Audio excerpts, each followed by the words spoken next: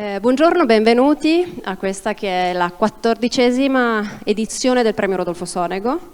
È il momento più importante, almeno apparentemente, cioè la premiazione, ma prima della premiazione ovviamente facciamo i pitch dei 9 progetti selezionati.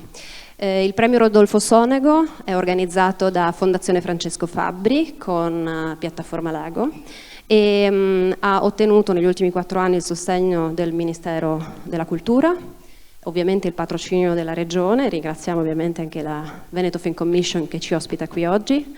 Sono diversi partner che ci sostengono, ma soprattutto Podere Sapaio, che è il nostro sponsor per 3 anni ormai e speriamo per altri 3 ovviamente.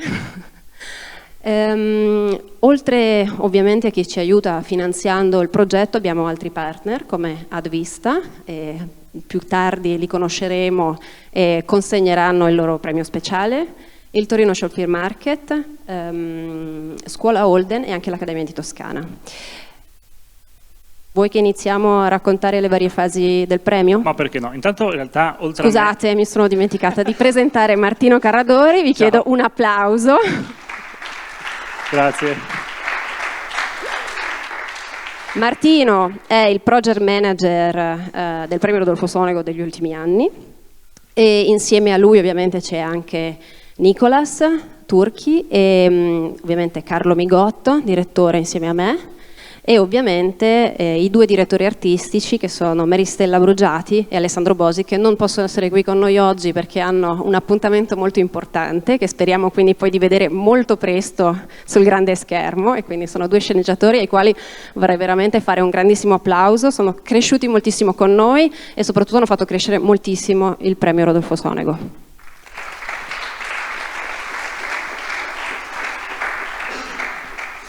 Noi oggi siamo qui in realtà come tappa conclusiva di un percorso della sezione dedicata alle sceneggiature di cortometraggio. Il premio da 14 anni ormai, anzi 14 edizioni, raccoglie 9 sceneggiature e le seleziona da tutta Italia e le fa partecipare a un percorso di formazione che comincia in genere in primavera con un workshop di 3 giorni intensivo dedicato solo alla riscrittura delle sceneggiature selezionate.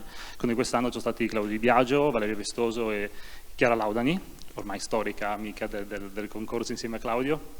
E finita la parte di lavorazione sulle sceneggiature hanno partecipato a un workshop con il regista scozzese Thomas Sheridan in collaborazione con Antonio Padovan, che è qui presente, e per lavorare sul pitch. Quest'anno direttamente in inglese, il pitch saranno esclusivamente in inglese per offrire ai ragazzi l'opportunità di essere scelti per il Torino Short Film Market, che quest'anno tra l'altro ha cambiato nome, si chiama Talents and Short Film Market, e che ha portato loro questo percorso a presentare per la prima volta le loro sceneggiature al Lago Film Fest. Quest'estate, a luglio, hanno partecipato alle giornate dedicate esclusivamente ai professionisti del festival e hanno presentato le loro storie per poi incontrare i produttori, tra l'altro in pedalò sul lago, come legge vuole al Lago Film Fest.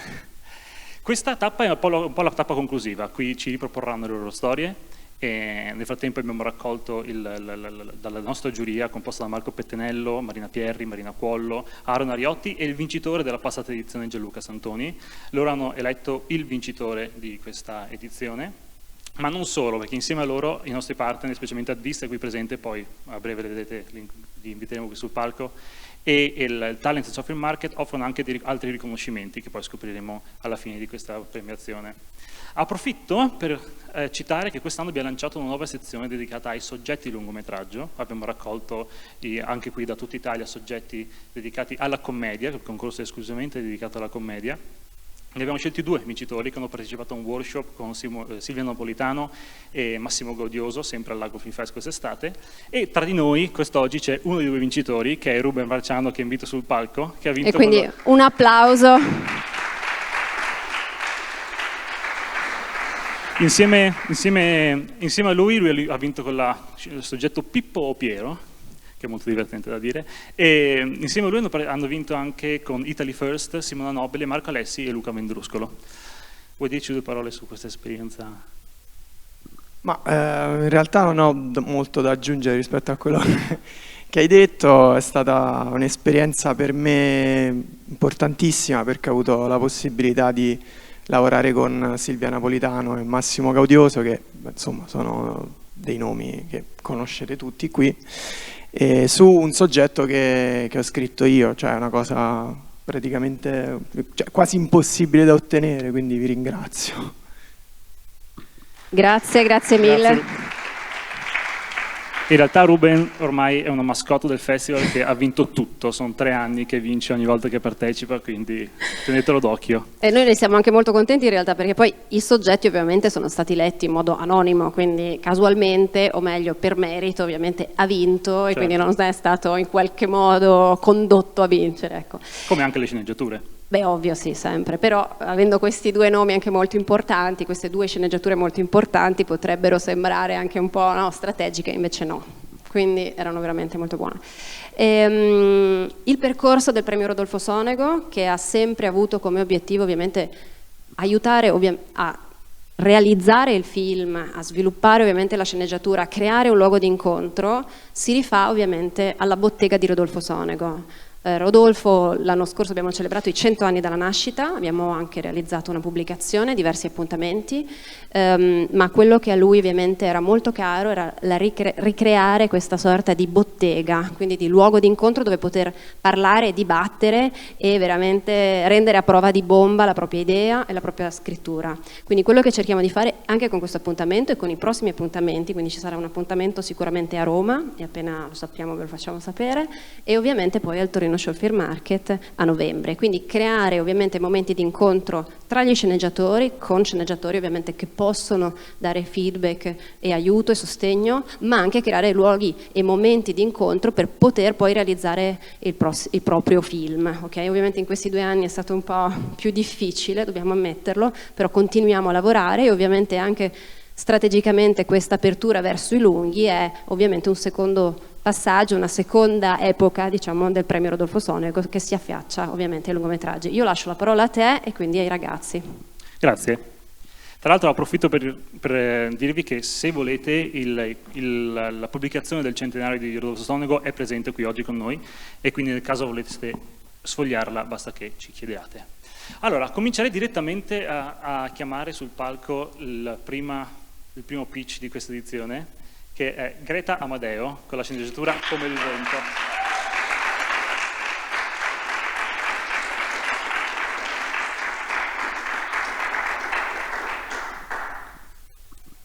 Grazie. Hi, I'm Greta, and the title of my story is Like the Wind. It's a dark, rainy winter night in a suburban pub frequented by the criminal of the city. Cosimo, Bruno and Gaetano are planning the most important criminal job of their life. Someone has doubts, somebody else is more convinced, but there is no time to discuss. They know the arrangements, it's time to go. The same night they arrive to the place for the criminal job. It's outside of the prison wall, and they position themselves under a barred window of a cell. The tension is growing up. Cosimo and Bruno pull out of their duffel bags a violin and a guitar. And now Gaetano is holding a microphone. They are starting to play and sing an Italian love song, La Lontananza by Domenico Modugno. It's a serenade for Marilu, the Gaetano's girlfriend.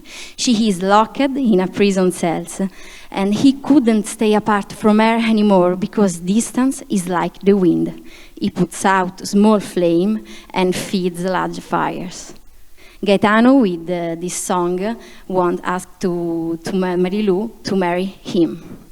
At the end, the police is going at them. The 3 friends will be caught, but Cosimo, Bruno, and Gaetano keep playing music accompanied by the applauses of the female inmates and Marilu. And Marilu accepts with hers with earth the proposal. The 3 friends risked their freedom because sometimes love makes act you crazy. Thank you.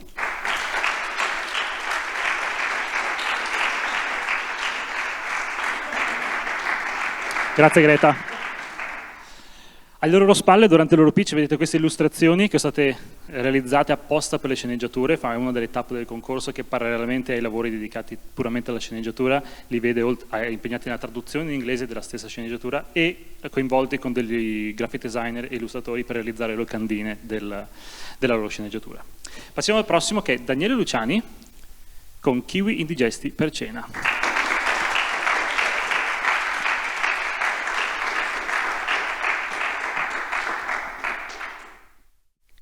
This is it. There's no going back from here.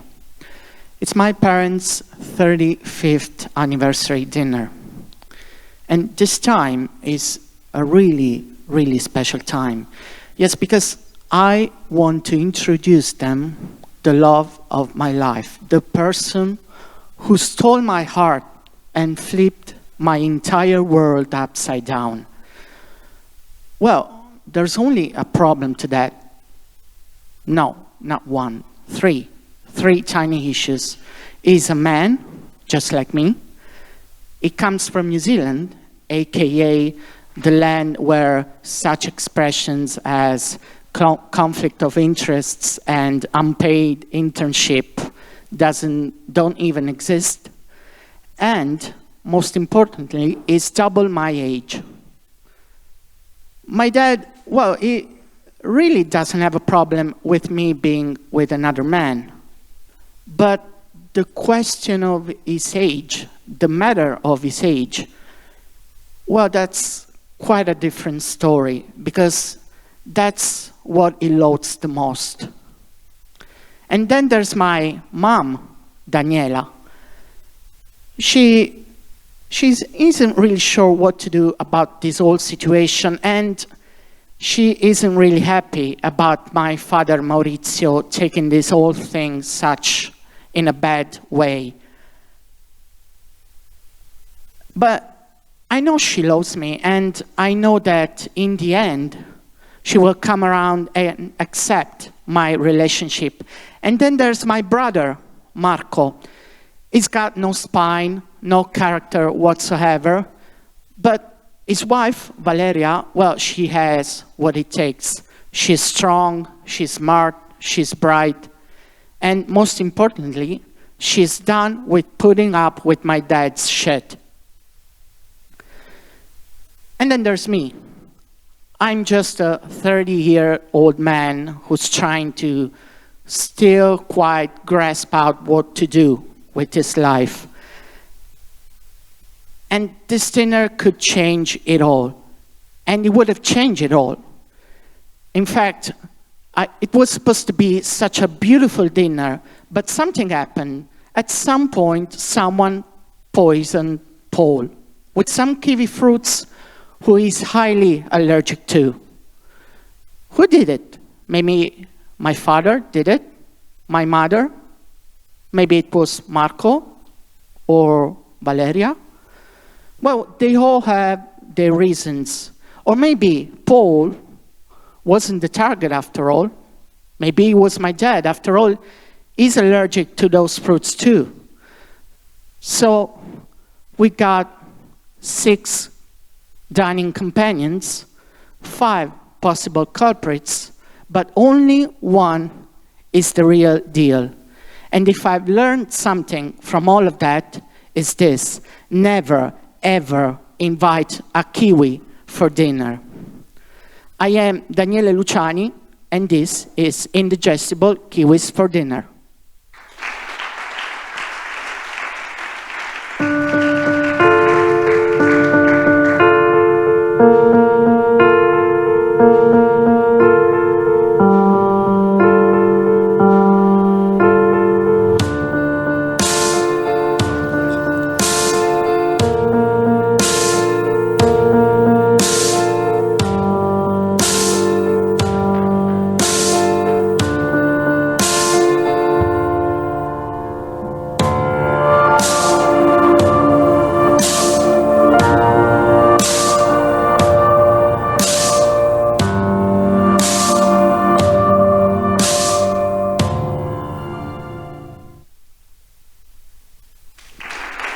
Thank you. Grazie Daniele. Chiamiamo sul palco Lorenzo Vitrone con La casa di cover.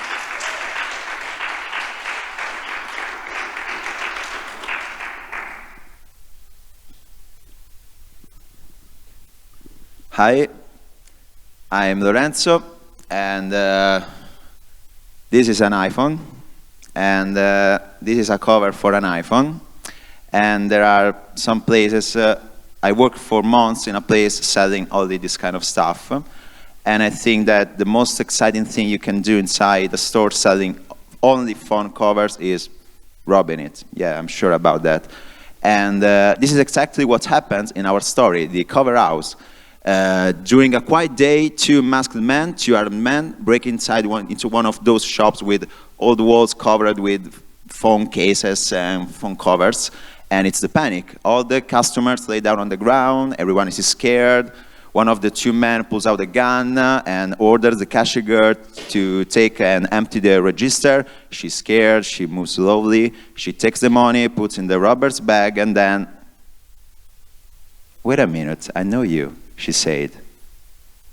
"What?" "Yeah, you are the Fantellas. My God, I loved your videos on YouTube or during high school." Yeah, in fact, the two robbers are Luca and Andrea, better known as the Fantellas, a former comedy duo of YouTubers finished in oblivion and now remembered only as authors of low-quality comedy, dumb videos with silly dances once viral in the web for kids. So everyone is scared by Sunset Boulevard, even YouTubers, and in fact, the decline of their fame forces them to reinvent themselves, and that's why they are there. Not so many days before, they had made a sort of another stupid video with another stupid, silly dance as a short promo for that store, but the shop owner has never paid them. And why? Because you didn't have so many followers on Instagram and YouTube, he said. So your short promo video is useless. So Luca and Andrea are there because they are really sick to be treated like this. They are with balaclavas and guns because they are really tired of being considered a clown, especially Luca, who convinced his friend Andrea to rob the shop. He knows he's not an idiot who makes all these stupid, silly dances for kids on YouTube. However, all the customers now lay on the ground are staring at them. Someone is filming that strange situation. Someone else is laughing during a robbery, okay? And so in the end, Luca and Andrea came inside the shop as robbers, but now it looks like they have become the real hostages of their own situations. So Luca and Andrea are living this tragicomic struggle of being funny, everywhere to everyone, always.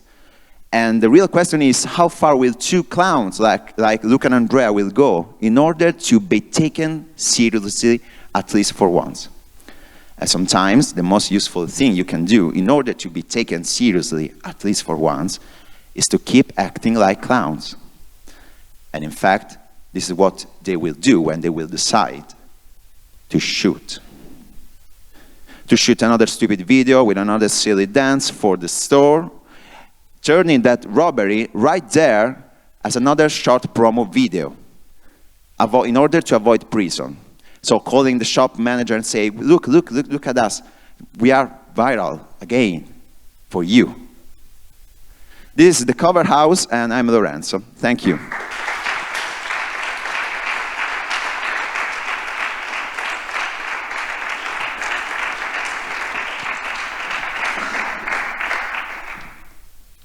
È il turno di Gabriele Camilli e Francesco Grippo con La lunga notte di Wendy.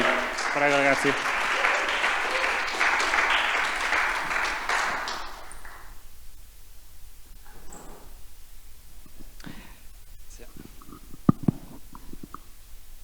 Hi. Hi everybody. I have a question for you. Do you remember that night that the scenes never ends? Yes. Happy for them. For them. Oh, Yeah. sorry. And Wendy does very, very well. Wendy is the main character of our movie called Long Night Out in English, La lunga notte di Wendy in italiano. And she is a gentle and very kind woman, maybe a little bit too kind, because when her boyfriend asked her to bury a corpse, she isn't able to say no. So begin the long night out, and Wendy, like a modern Alice in Wonderland, has to face a series of strange, funny, and grotesque, is a real word, yes, grotesque misadventures. It's not easy to bury a corpse, of course. No, because you have to find a quiet place to hide the body All the and stuff. So Wendy looks for an help, but instead of an help, she finds a rooster fighting tournament and a chicken who begs her to be rescued. And of course, she saves him because she is gentle and she's kind. But the rooster fighting mob starts to hunt them. I can understand because it's very hard to find a champion nowadays. It's a point. Yeah. And she finally buried the body in a swamp and escape from the trackers. And when all these crazy nights looks like to end, a police car stops them and starts to do a lot of questions. And so Wendy does what every good citizen would have done in this. She lies. She invents an amount of excuse because she cannot say the truth to the police. She overcomes this last obstacle too, and when Franco, the boyfriend, called her and he asked her a new favor. A little new favor. Yes, but it's too much. It's too much, and she blames Franco, and she says that she needs a vacation with her new friend, the chicken fighter. Do you remember? And go toward the seaside. Wendy finally is learning to take better care of herself and to be a little bit selfish. Don't carry all the world's problems. I'm Gabriele. I'm Francesco. This is from Daniele Vanzo, and thank you for the attention. Thank you.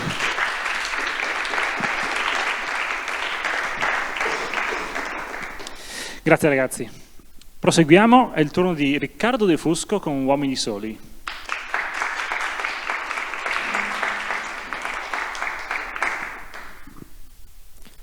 Hello, I'm Riccardo De Fusco. My story is called Uomini Soli. I want to ask you something. Have you ever had or known someone with an obsession? You know, someone who believes so hard they will do something, even if it's the last thing they will do in their whole life. There are people like this. And Roberto, our character, is one of them. He feels like this about finding true love.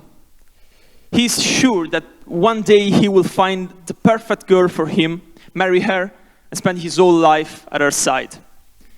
He's never found such a person. Also, because he is a very, I might say, peculiar character. He acts with a weird chivalry with women. He likes to dress old-fashioned. He's a big fan of Italian 80s pop band I Pooh. But most of all, he's a professional thief. And you know, these are not exactly things women look for in a man. One day, after a haste gone bad, Roberto's partner is killed, and he's left all alone, running from the police with the jewelry he just stole. He runs and manages to find a parked car and hide in the back of the car. He's now safe. But the owner of the car enters the vehicle without noticing Roberto and starts it.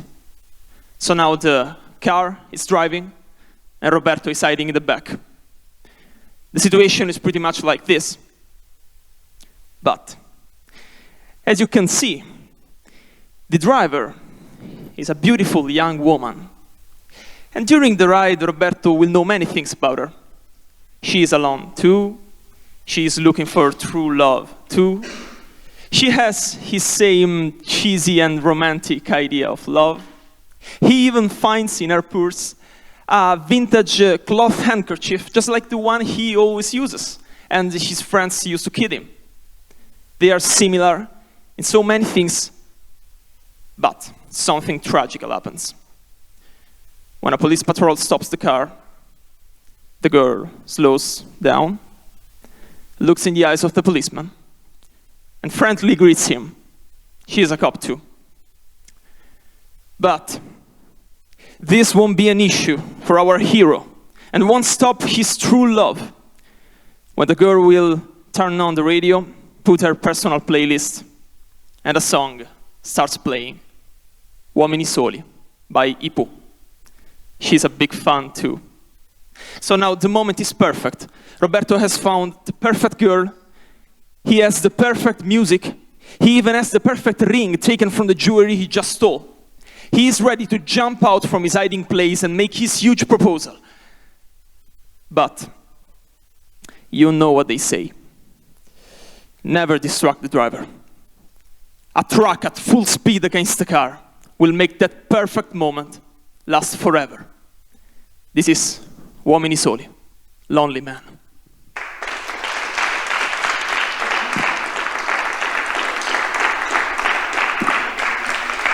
Grazie. Proseguiamo con Giada Gentili con la sceneggiatura La Proposta.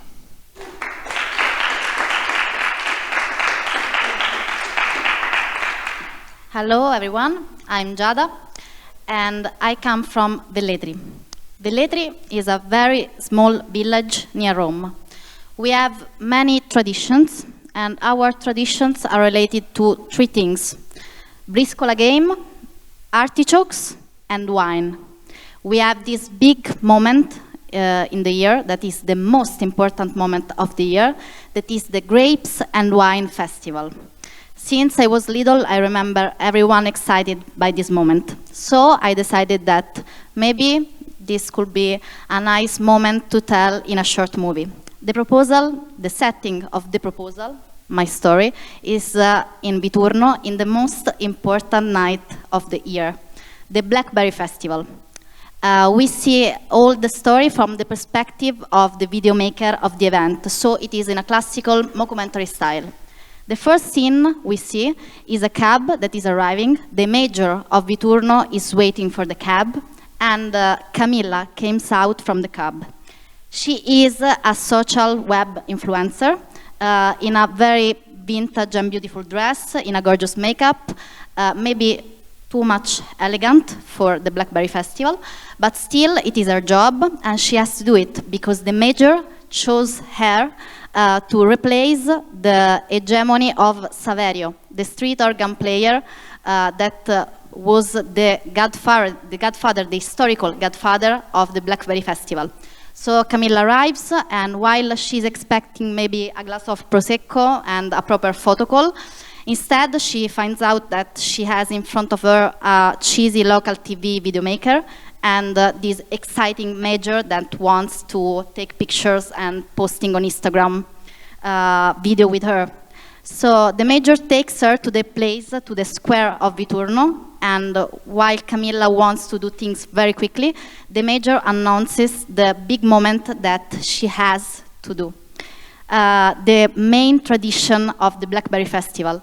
She has to take a bath in a giant tank of wood full of blackberries to create the first juice of the season with her vintage Versace dress.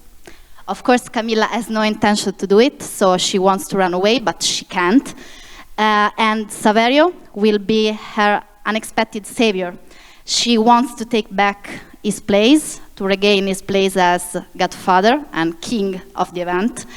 And while Camilla thinks that she managed to escape from this crazy moment in Viturno, there will be one last unexpected main character of the short movie, the video maker of event himself, that has in his pocket the real proposal. This is the proposal, and thank you.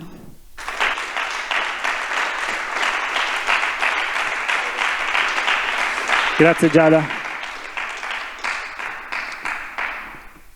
Proseguiamo con Francesco Logrippo e Giorgio Maria Nicolai per I Sabotatori.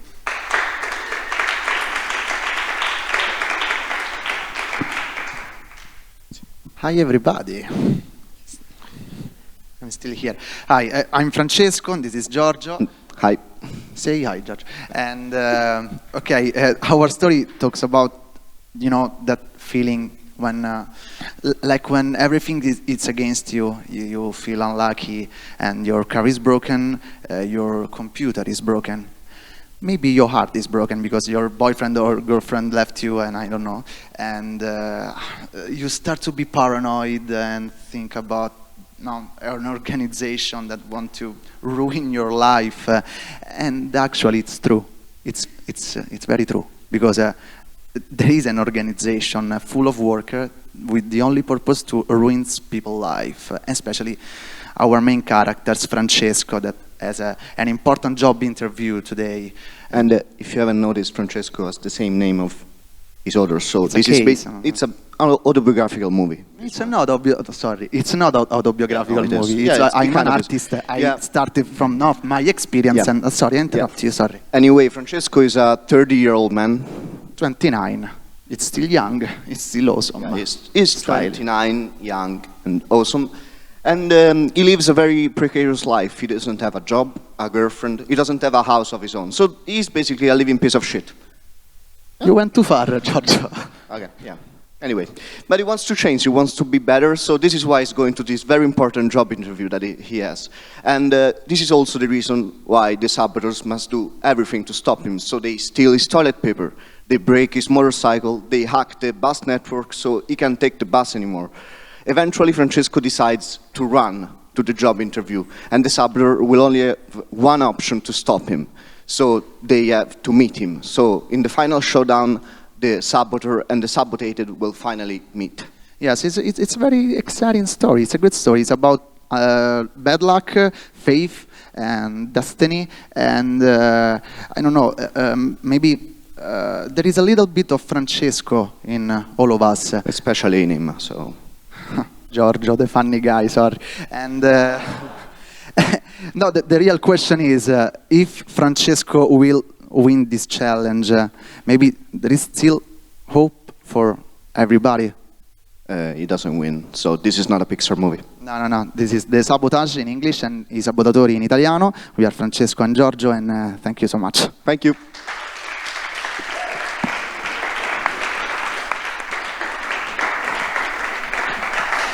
Grazie ragazzi. Proseguiamo con Camilla Maino e Alessia Martina Dubini con Legami. Hi everyone, it's a sabotage because my surname is Maino, not Maino, but okay. I'm Camilla, she is Alessia, my partner in crime, and some months ago, while we were looking for new ideas to write about, I told Alessia that when I was 20, my younger sister started dating Corrado. Corrado was a quite dull guy, but also my first kiss and my first tormented love. So at the time, I kept wondering, why did my sister choose him? Because believe me, she can have every man she wants. Now, I think it could have been worse. It could have been my actual boyfriend or my husband. And this is exactly what happens between Elettra and Pandora, the two childish and competitive mobster sisters of our movie, Legami. Indeed, Elettra, the older one, catches her husband, Gabriele, a very cheesy neo-melodic singer, doing bondage with her sister Pandora. Elettra doesn't take it well. She chokes him. And now she and her sister have to get rid of the body. But it's not so easy, because, first of all, tonight they have to celebrate their mother's Diana birthday, who happens to also be the matriarch of the mobster family. And especially because Gabriele is not so dead. Diana finds him mourning in Elettra's car's trunk, and she's so very disappointed, because she thought she made it clear. She wants to spend at least the evening of her birthday without her douchebag son-in-law. Instead, there he is, naked and tied up like a salami. And so, during the dinner, the three women discuss what to do with Gabriele, because Elettra, the wife, wants him dead, really dead this time. Pandora, the lover, wants to ride off into the sunset with him, while Diana, the mother, only wants to eat the roast pork in peace. But she's a mother, an Italian mother, and so she tries to use this bloody mess to teach her daughter's life lesson. And maybe it's the right occasion for Elettra and Pandora to get along for the first time, work together, and mostly to learn what Legami really is about. Family ties always come first. Thank you. Thank you.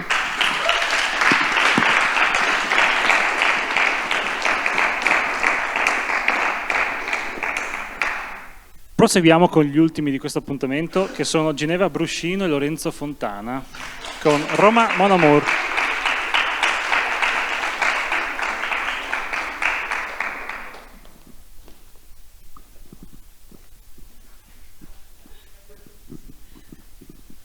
Hi everyone.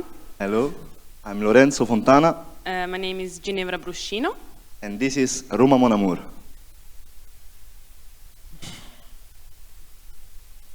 We all can be happy because our team won. But can we be happy because our team lost? Roma Mon Amour is a story about a young boy whose father is in prison. Agostino is 14 years old. He comes from the working class, and he's a huge supporter of the Roma football team.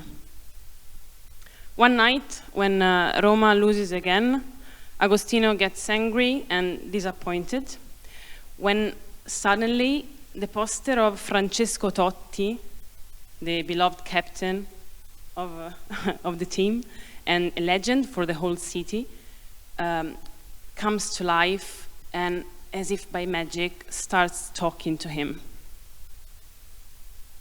Oh, Agosti, do you really want to make Roma win? Yes.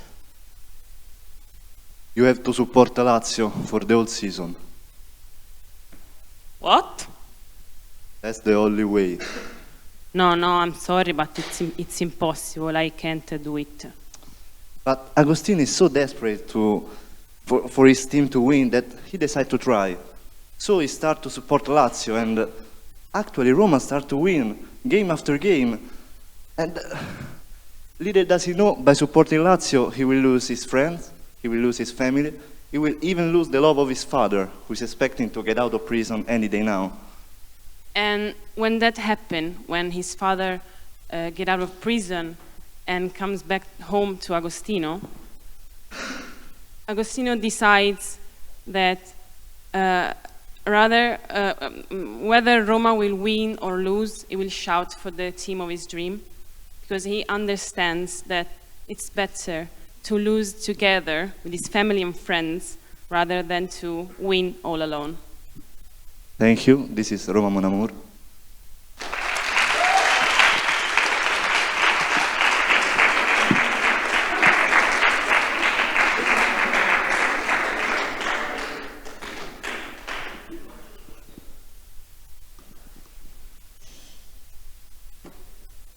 Dopo la partita di domenica, no vabbè, scusate, ero a Udine. Allora, ovviamente il percorso che noi facciamo come Premio Rodolfo Sonego ha diverse tappe, ovviamente questa è una di quelle più importanti, ma ce n'è un'altra, ovviamente sempre legata al networking e al fare mercato, come si può dire in italiano, e quindi chiamo qui uno dei nostri partner, quindi Gaia Sartori, che penso tu sia qui, eccola qui, perfetto, un applauso, il Torino Show Film Market. Mi sono portata dietro gli appunti per essere sicura di ringraziare tutti. Allora, io sono qui in rappresentanza del Talent and Show Film Market e di TSFM di Torino, che sarà un appuntamento a novembre a Torino dove avremo modo di presentare tanti cortometraggi, però per il momento sono qui per annunciare il progetto selezionato per You Only Pitch Twice, che è questa nostra sezione dedicata a progetti che sono già stati pitchati, a cui diamo un'altra possibilità durante il nostro mercato. e in collaborazione con Cannes Courtmétrage, con Short Maremetraggio, logicamente con Lago Film Festival e col premio Sonego, Balkan Film Market e il Baltic Pitching Forum. E il progetto selezionato è Legami di Alessia Martina Dubini e Camilla Maino. Alessia Martina, se volete venire. Venite, venite. Grazie. Complimenti. Grazie. Complimenti. Beh, siamo un po' sotto shock, mi sa. Il microfono lo tiene lei perché appunto... No, grazie. Grazie mille. Siamo sì, un po' sotto shock, anche perché per noi Torino è molto importante. Lei vive a Torino, io ho vissuto 2 anni a Torino, quindi... Siamo molto felici e vabbè, ovviamente ringraziamo tutti voi perché se questo è successo è per il Sonego, quindi... Complimenti e ci vediamo a Torino allora. Chiaro.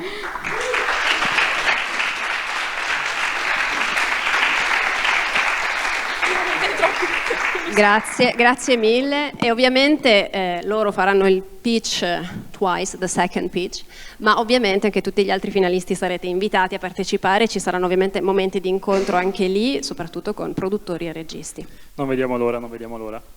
Come vi accennavo all'inizio, abbiamo visto le locandine realizzate da 9 illustratori, selezionati da un'altra nostra collaboratrice, che è Morena Faverin, chiamata Momo assolutamente, che oggi è qui con noi, e ogni anno le raccoglie 9 illustratori diversi ogni anno per collaborare e insieme ai curatori del progetto selezionano lo stile dell'illustratore con lo stile della storia per trovare un connubio efficace e sono molto belle, ogni anno migliorano in qualche modo e ci piacciono un sacco.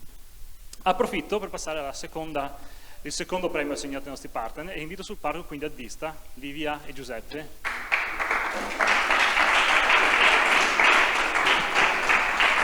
Benvenuti. Grazie a tutti, grazie a voi per l'ospitalità. Noi siamo felici che anche quest'anno sia stata confermata la collaborazione col premio Sonego, Advista è un'agenzia di marketing e comunicazione cinematografica. Il premio è un premio in servizi, addirittura quest'anno rispetto all'anno scorso abbiamo volutamente arricchito i servizi che metteremo a disposizione del cortometraggio vincitore e quindi ci auguriamo, tra cui per esempio non so, il design e l'ideazione della title sequence, per cui in qualche modo questo premio è anche un augurio perché nel momento in cui entriamo in campo voi il vostro progetto dalla carta vuol dire che è arrivato alla produzione vera e propria. Sì, infatti perché noi ci teniamo molto a questo premio perché fondamentalmente riteniamo che il film, la comunicazione di un film parte proprio dalla sceneggiatura e dalla sceneggiatura si evincono tutti quelli che sono gli aspetti importanti che poi verranno messi in campo perché questo film arrivi all'audience giusto. Infatti noi tra questi servizi c'è anche un servizio di audience design per cui riusciamo a capire e a captare quelli che sono il pubblico fondamentalmente di questi film, per cui auguro a tutti veramente tanta... Facciamo i complimenti perché per noi è stato difficile sceglierne uno, le sceneggiature erano veramente molto valide. Mamma mia, tantissimo. Però dobbiamo sceglierne uno e quindi do lettura della motivazione. Una comunicazione efficace si basa spesso sulla sorpresa, sull'invertire il senso comune che diamo alle cose. Per l'originalità di approccio ad una tematica di per sé già raccontata. Per la capacità di mettere a fuoco una generazione facendoci ridere dei suoi cliché. Per le possibilità di creare una comunicazione insolita che giochi con le esperienze comuni e soprattutto per averci confortato confermandoci che la sfiga non è casuale, il premio Comunicazione Advista va ai sabotatori di Francesco Logrifo e Giorgio Maria Ricolau. Francesco, Giorgio, prego. Mi sa che stavolta i sabotatori hanno lavorato per gli altri. Avete sabotato voi sto giro. Ma non parliamo troppo in fretta perché sennò magari ci sentono. Ma grazie, vuoi dire qualcosa Giorgio? Così proprio, fai così te. Dai, c'è un altro microfono. Bellissimo, lo vedete tutti? Bellissimo. Grazie mille davvero, noi i sabotatori oggi non lavoravano, quindi questa... Era le ferie, no? A parte gli scherzi, comunque ringraziamo il premio Sonego, ci hanno dato un'opportunità incredibile, ci hanno fatto conoscere intanto tantissime persone veramente speciali, tutti quanti i ragazzi sono stati veramente una risorsa, e anche tutto quello che abbiamo fatto, i workshop, sono veramente interessanti. Abbiamo viaggiato al di fuori del raccordo anulare, che comunque già mi sembra un traguardo. Portiamo l'ossigeno comunque. Sì, Giorgio ha un barattolo, quando va in attacco di panico deve respirare forte, però veramente bellissimo. Grazie mille per tutto, grazie a voi che ci avete ascoltato, che siete qua. E volevi dire qualcosa? No, basta, forse basta. Grazie a tutti, grazie. Grazie. Grazie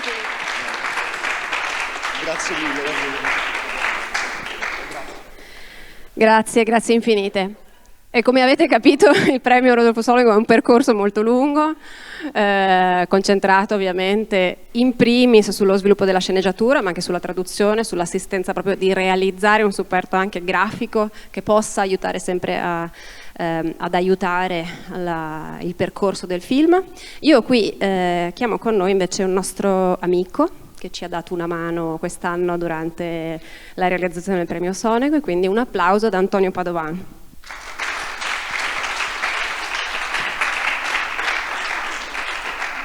Lui non più giovane promessa, ma già ovviamente regista affermato, con dei film bellissimi, quindi complimenti e grazie di essere qui con noi e di essere stato con noi ovviamente durante anche il percorso del premio.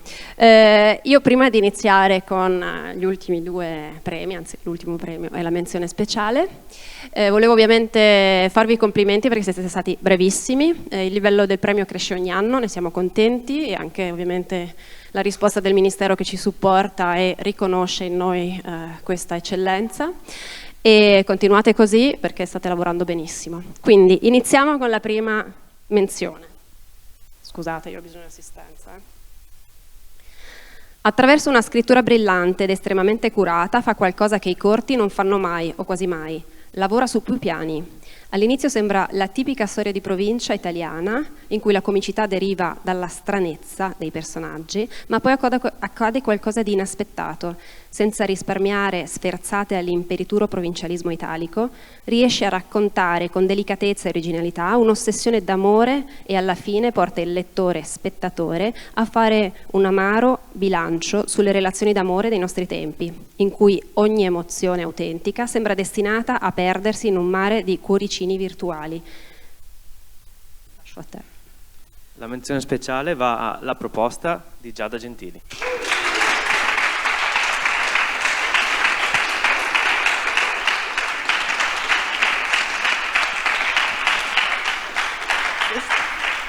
Siamo tutti sotto shock, mi sa. Grazie mille per la motivazione, tutto inaspettato, grazie davvero. Il percorso è stato, come potete vedere dall'agitazione di tutti, lungo e a suo modo però formativissimissimo, perché oggi siamo arrivati qui e abbiamo lanciato i pitch con la dovuta emozione ma senza troppa agitazione, come è stato un po' al lago, e quindi è stato veramente un percorso ricco per tutti, e concluderlo così per me, oltre ad essere inaspettato, è bellissimo, e ringrazio i ragazzi che hanno fatto il percorso con me, siamo diventati insomma un gruppo, un collettivo, ci siamo scambiati consigli tutto il tempo, quindi grazie mille. Grazie mille. Vuoi venire con noi? Rimani pure qua. A te l'ultimo e più importante. Grazie, buongiorno a tutti. Allora, la motivazione. Gli autori usano con sapienza gli strumenti della commedia italiana e, come nelle migliori commedie, riescono ad andare oltre il genere e raccontare qualcosa di autentico e toccante, come le gioie e le difficoltà di un rapporto padre e figlio. Il premio alla miglior sceneggiatura va a Roma Mon Amour e Lorenzo Fontana.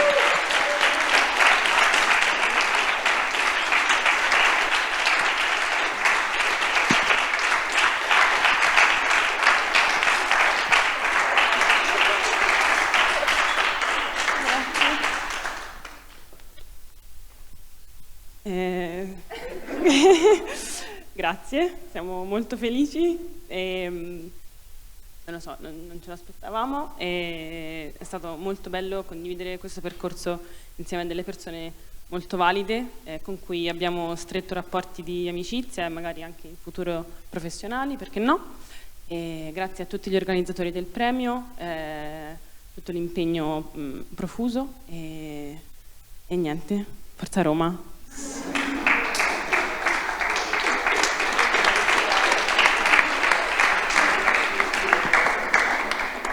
Io voglio ringraziarvi tutti, ovviamente voglio ringraziare anche tutti i collaboratori che hanno reso possibile quest'anno di lavoro.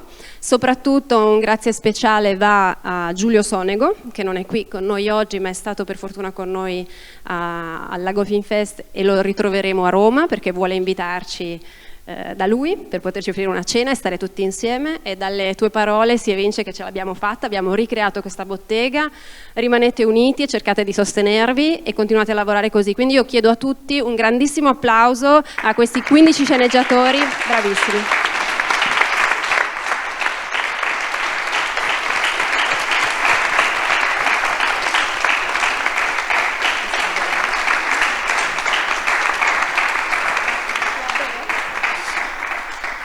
Adesso c'è un piccolo rinfresco qui accanto e vi ricordo che tutte le storie questa edizione del Premio Sonego sono state raccolte in un'altra pubblicazione dedicata esclusivamente al concorso, in cui ci sono all'interno tutte le sceneggiature in versione integrale e che sarà disponibile per sfogliarlo oggi e anche per l'acquisto eventualmente. Sul sito www.premiosonego.it ci sono tutte le informazioni su chi sono stati gli illustratori, gli sceneggiatori di questa, le passate edizioni, come giurati, i tutor e ovviamente le istruzioni per l'iscrizione della prossima edizione che sono già aperte. Vi ringrazio ancora tanto, un applauso a tutti, anche a voi, e ci vediamo presto.